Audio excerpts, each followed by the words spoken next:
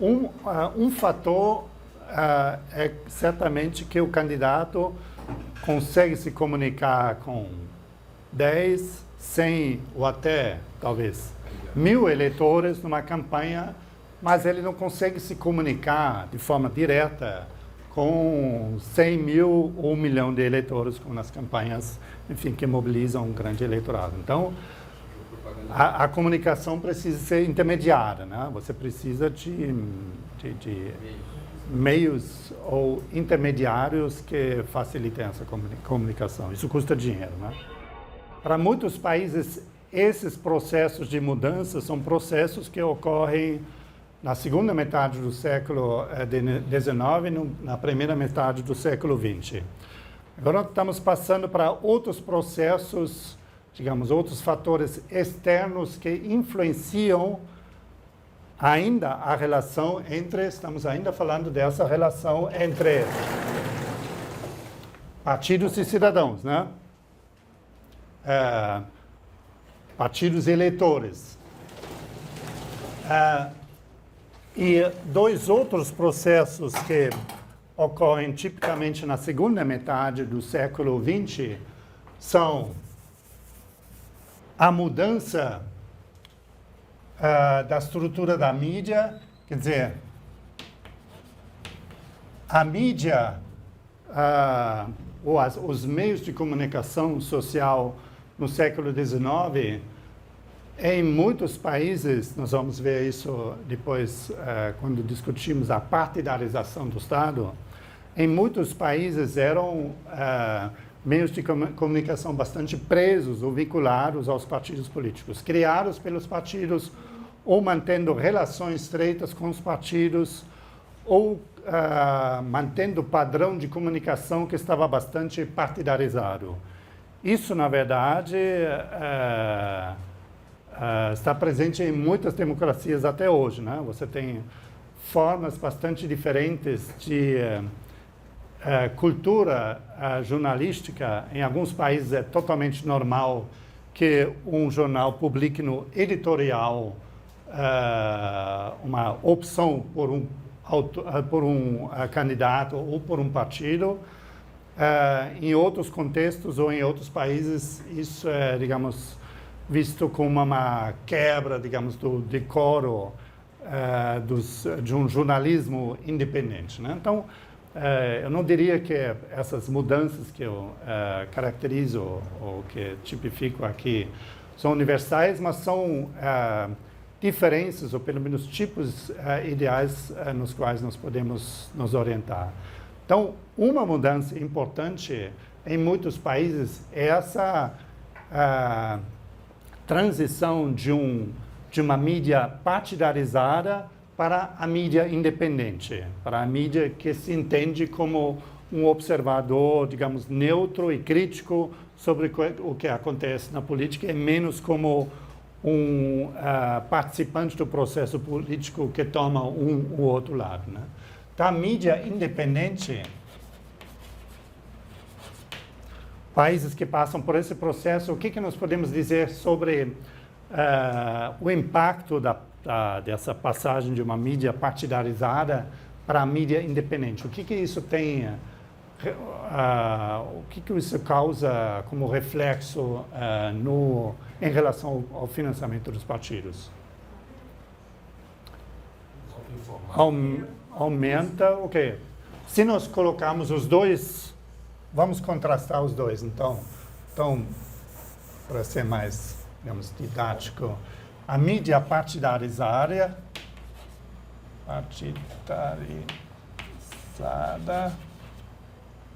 a minha letra tem a vantagem que ninguém pode ver se eu erro.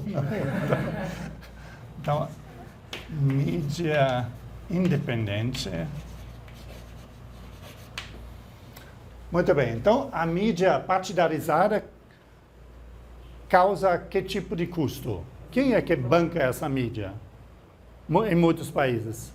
É o próprio partido, que mantém, digamos, um jornal, um órgão partidário, né? É uma relação com muitas variáveis, que pode tomar várias feições, mas tipicamente no século XIX, a mídia era criada pelos próprios partidos e mantida pelos próprios partidos e, portanto, de um lado, causou um custo, né, porque ela era uma empresa que tinha que ser mantida, né, um empreendimento, mas, por outro lado, em alguns partidos, foi também uma forma de gerar dinheiro, de produzir ingressos, porque o jornal era vendido a preço, digamos, não subsidiado, mas a preço superfaturado.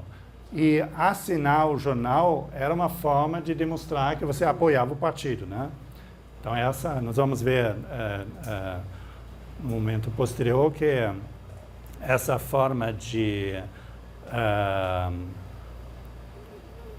criar um partido de massa e de criar um partido que funciona como uma pequena empresa, né?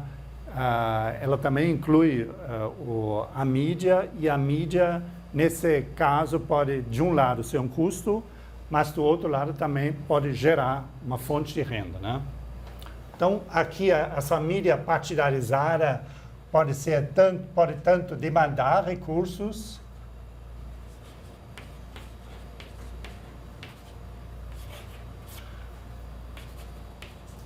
para manter jornais e pode também produzir lucro, que são receitas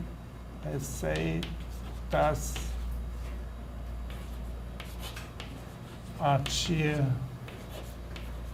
da venda a partidários. Muito bem. Então, tendo isso como pano de fundo, o que acontece quando a mídia se torna mais independente? Você não tem mais o recurso necessário para manter o jornal, ou o jornal de um partido hoje tem, enfim, um tamanho, uma ambição bem mais reduzida, né? Então, você não precisa mais calcular esse custo e você perde também o ingresso, né? Essa possibilidade de arrecadar recursos. Então, na verdade, a mídia independente expulsa esse fator do cálculo de receita e despesa do próprio partido, né? Então, o partido não precisa mais pensar, ou tende a não mais pensar em termos econômicos sobre a mídia, mas ele precisa agora calcular como eu acesso a mídia para me comunicar com o eleitor, né, mais independente, e como eu arrecado recursos para essa comunicação, né? Então, talvez o cálculo agora seja totalmente outro, né? Os dois pontos. A gente tem um objeto de receita em forma, né? Uhum. A linha partidária. A receita deixa de existir e, ao mesmo tempo, isso entra como custo. Quer dizer, a pessoa está colocando dois momentos bem distintos, né? Uhum. Uhum. Mas se o partido, se o jornal, o jornalismo, a mídia, não causa mais oferta, ela continua aqui criando, digamos, uma demanda de recursos. O partido precisa agora pensar em como levantar os recursos para se comunicar através da mídia independente, né? Fazer press releases, né? Lançar, enfim, informar através de assessorias de comunicação à mídia sobre o que está acontecendo no partido, né? Então, eu diria que o custo continua aqui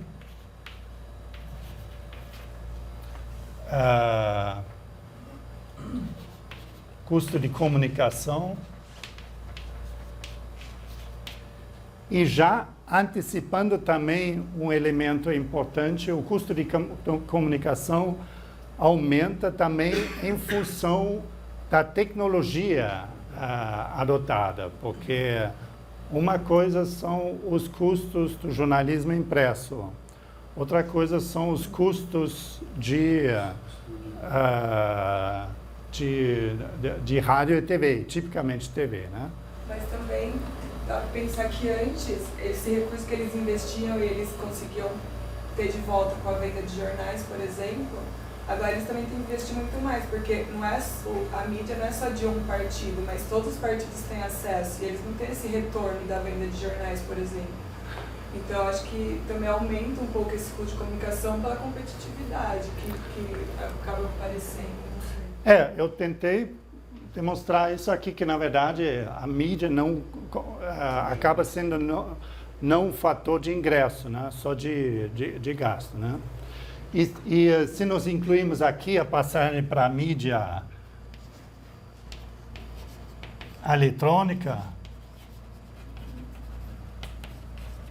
principalmente a TV, nós vemos que os custos aqui em muitos países explodem, né? Tipicamente as campanhas, por exemplo, nos Estados Unidos, se você olha, ou se nós olharmos depois nesses websites que eu indiquei para vocês, se nós olharmos a composição dos gastos dos vários candidatos, nós vemos que nas eleições presidenciais a compra do espaço publicitário e a produção absorvem mais da metade dos custos de campanha em muitos casos, né? Nós estamos falando aqui na verdade, de mudanças sociais que impactam sobre o processo eleitoral e entre essas mudanças sociais também está, em colocar primeiro o fenômeno das máquinas partidárias e o estado de bem-estar social. Muito bem. Então, em relação a muitos partidos no século XIX, uma das suas funções, agora estamos falando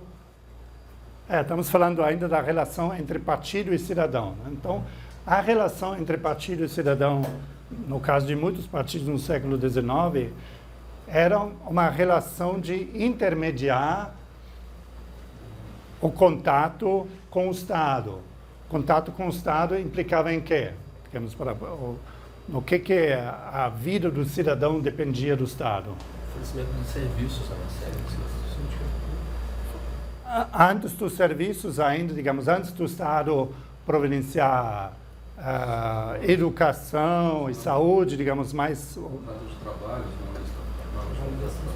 Contrato de trabalho, resolver problemas, conflitos na justiça, quer dizer, um Estado regulador que tenta providenciar algum tipo de segurança em relação ao Estado de Direito, né?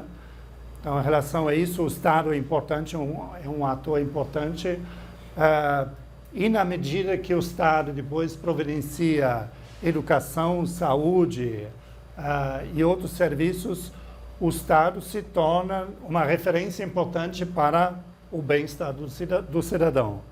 Porém, esses serviços, tipicamente, ou esse bem-estar, tipicamente, não é facilmente acessível, né? O Estado precisa, na verdade, o cidadão precisa de alguém que, digamos, faça a intermediação. E os partidos políticos, tipicamente, são esses atores que conseguem intermediar essa relação entre uma demanda do cidadão e uma oferta bastante casuística, uma oferta que depende realmente de um pistolão que possa ativar esses serviços. E isso cria, na verdade, em muitos países, não em todos os países, isso depende, o tipo, para dar um passo para trás, o tipo de serviço público e o tipo de profissionalização e de independência da burocracia estatal para providenciar educação, saúde, ou também garantir direitos básicos, o Estado de Direito, o tipo de profissionalização do Estado tem um enorme impacto sobre o tipo de partido que vai surgir, né? Então, em situações nos quais a modernização burocrática avança antes do desenvolvimento de partidos como organizações independentes, esses partidos tipicamente não assumem ou não conseguem assumir essa função de intermediação, né? Então, nesse caso, a partidarização do Estado e a relação dos partidos com os cidadãos é menos intensa. Mas no outro caso, e desse eu estou falando, por exemplo, no caso dos Estados Unidos, na primeira e no início da segunda metade do século XIX, a burocracia era pouco profissionalizada e os partidos políticos eram os intermediadores de acesso a esses serviços, né? Então, nesses exemplos, nos Estados Unidos do século XIX, na Alemanha, no início do século XX, os partidos mobilizam os cidadãos, não conseguem convencer os cidadãos a utilizá-los como intermediários. Qual é a consequência disso agora para a questão do financiamento? Aumentou a filiação, e diminuiu a demanda naturalmente, porque aumenta a contribuição dos filiados. Exatamente. Então você tem partidos que conseguem fidelizar boa parte uma parte significativa do eleitorado. Quer dizer, você não sobrevive como um eleitor independente, mas você tipicamente sobrevive e resolve os seus problemas no dia a dia se você se filia a um ou a outro partido, né? Então você tem uma fidelização muito mais significativa, um vínculo muito mais estável entre cidadão e partido nessa situação. Isso, de um lado, você falou, aumenta o possível ingresso, quer dizer, a contrapartida desse serviço que o partido pode providenciar em situações de urgência ou de necessidade, a contrapartida é que o filiado ou o fidelizado, se ele não é filiado, ele é fidelizado, ele se identifica com o partido, ele contribui financeiramente com o partido, né? Então, essas máquinas partidárias que conseguem fidelizar grande número de cidadãos diminuem, na verdade, a demanda, porque, como você falou, você não precisa mais convencer esses eleitorados, então a demanda diminui.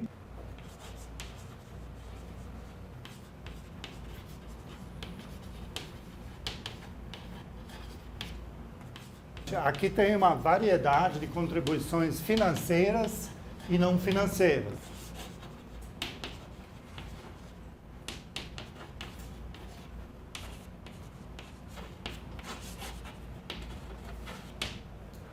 Então, esse eleitor mobilizado, ele de um lado, talvez se ele é mais abastado, ele contribui com doações excepcionais, financiando o partido, mas ele contribui também quando ele é chamado em mobilizações nas campanhas eleitorais ou em outras situações onde ele tem, digamos, algo a oferecer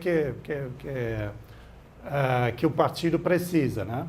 Então, essa relação das máquinas partidárias gerando dinheiro de um lado e causando menos custo de convencimento de um eleitorado independente, nós podemos talvez ilustrar, enfim, com exemplos.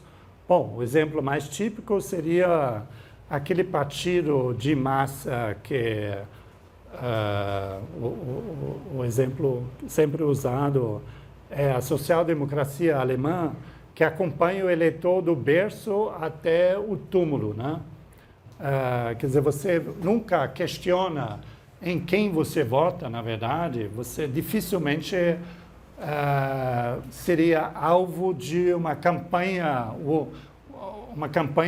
eleitoral do partido adversário, dificilmente convenceria você a mudar de partido, né? Então, o financiamento, a necessidade de injetar dinheiro na campanha eleitoral é bastante baixa. Por outro lado, manter essa máquina partidária em funcionamento durante, digamos, o período não eleitoral gera um custo bastante alto, né? Então, você precisa alimentar esses filiados com informação, muitas vezes com serviços. Essas máquinas partidárias tinham muitas vezes serviços que não tinham nada a ver com a política, né?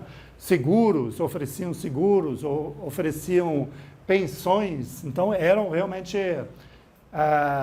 em parte também, empresas que geravam recursos para manter, digamos, a máquina partidária. Um outro exemplo menos intuitivo, talvez, seja a situação em países como Moçambique, né? Em Moçambique, no período pós volta à democracia, quer dizer, em Moçambique você tinha em 75 a independência e um movimento armado em conflito com o governo, e a partir do final dos anos 80 os dois lados, digamos, entraram. O governo introduziu um regime multipartidário e os dois lados, a Frelimo, que estavam no governo desde a independência, e a Renamo, que saiu da guerra armada, voltou à competição, digamos, pacífica, mas os dois tinham redutos eleitorais claramente definidos, né? E as campanhas eleitorais pós anos 90 tipicamente não tinham a finalidade de convencer o eleitor do partido opositor a mudar de partido. Ele tinha tipicamente um pouco essa função de organizar uma campanha que mobilizasse os eleitores do próprio campo, né? Fazê-los participar, e talvez de tentar dividir. O financiamento também tinha essa intenção de dividir o campo adversário para que vários candidatos dividissem, digamos, os votos da oposição. Mas dificilmente o objetivo da campanha seria fazer o eleitor mudar de voto, né? E essa é a situação de um partido, digamos, que consegue alta fidelização, né? Você tem pouco investimento em fazer mudar eleitores de partido, de opção eleitoral, e mais investimento de mobilização. Obviamente, enfim, outros fatores têm um papel importante. Nos Estados Unidos, por exemplo, um dos fatores importantes era o fato do voto ser optativo. Então, quando o eleitor não precisa ir para as urnas, você ganha ou perde eleições não na medida que você seduz eleitores do campo contrário, mas na medida que você faz os próprios eleitores efetivamente participarem do processo de irem para as urnas, né? Então, essa é uma situação, digamos, de mobilização do eleitorado através das máquinas partidárias, né?